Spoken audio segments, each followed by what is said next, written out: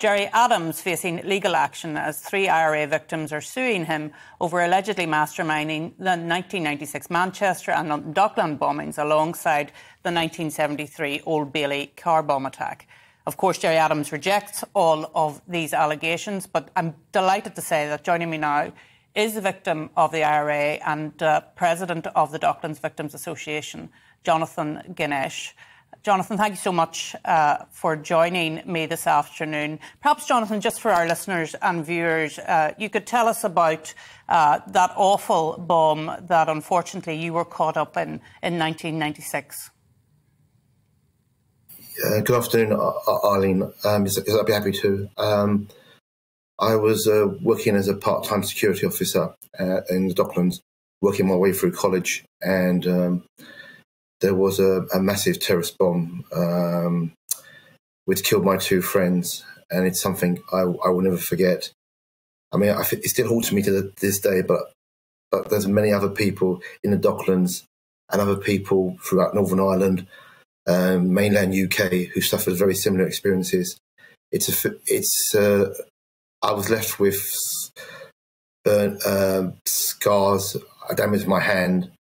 And more importantly to me, my 2 friends, Inan Bashir and John Jeffries, who ran the local newspaper kiosk selling sweets and to children, they were actually killed and very badly, and their bodies were extremely badly damaged. And the memories and the experience of that, Jonathan, are so very clearly with you. And I want to thank you for coming on today, because I know sometimes it's difficult to recall what happened in these terrorist attacks. But you've decided, along with 2 others, to take this case. It's a little bit unusual, though, because you're not actually seeking monetary compensation, are you? Tell us about that.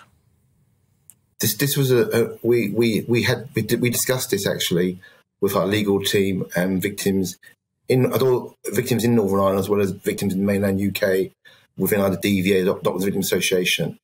It was very important as a principle that we did not sue for monetary damages, although I believe those people would be entitled, because they've got severe injuries, would be entitled for compensation.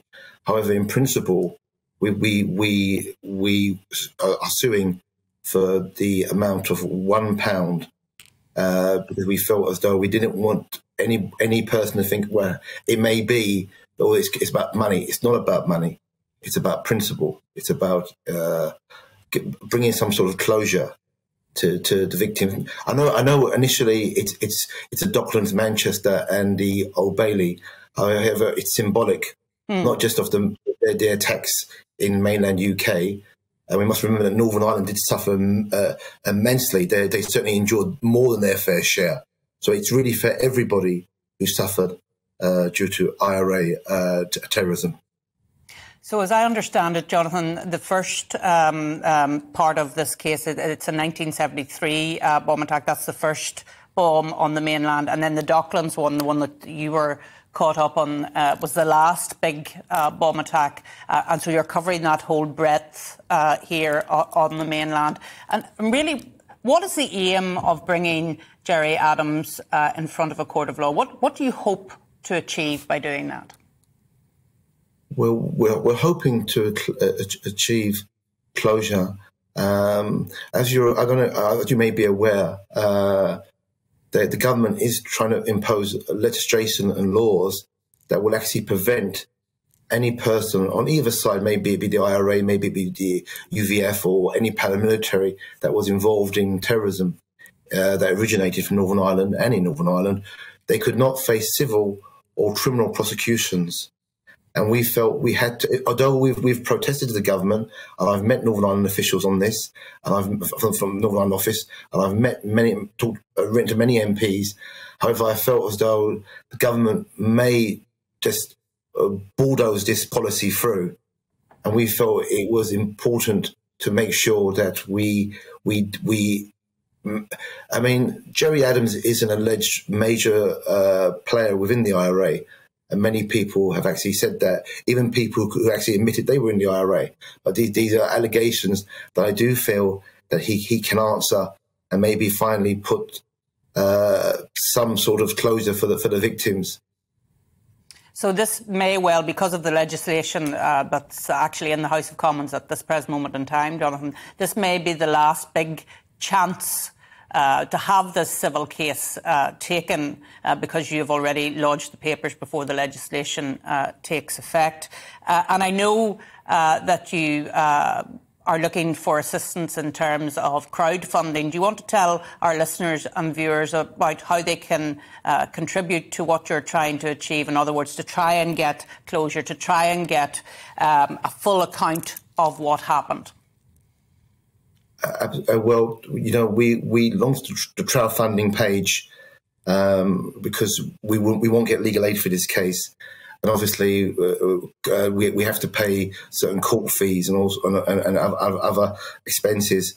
So if people could help us in any way, but what surprised me, Arlene, was when we launched the GoFunding, the crowdfunding page, we were astonished by the generosity of people, because within hours we received amazing donations and emails from Northern Ireland as well as mainland UK, really getting behind this and really supporting us, and that was very touching. With all due respect, Arlene, some of these people, God bless them, they probably can't afford to send money, but they do because they care. And it meant a lot to me. It just gave us some sort of to go forward, and gave us that renewed confidence that we were doing the right thing. And we must remember terrorism, as you know from your experience, what happened to you, your dad, and what happened to you, and what other people.